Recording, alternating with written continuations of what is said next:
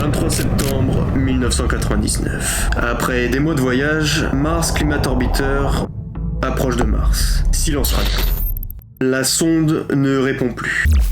Pas d'explosion, pas de moteur en feu, juste un chiffre dans la mauvaise unité. À l'écran, une timeline s'affiche. Lancement, croisière, approche, puis perte de contact. En split screen, deux systèmes. MySleeve d'un côté, kilomètre-kilo de l'autre. Au centre, une impulsion moteur, transmise à la navigation. Un tampon invisible, non converti.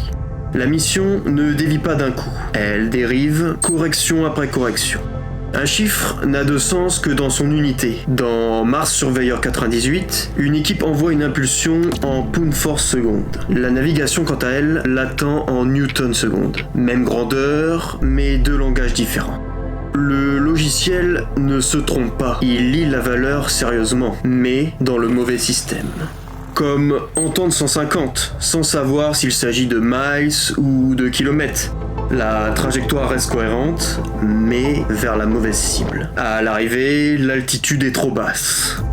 Lors de l'insertion autour de Mars, la communication s'interrompt. Mission perdue.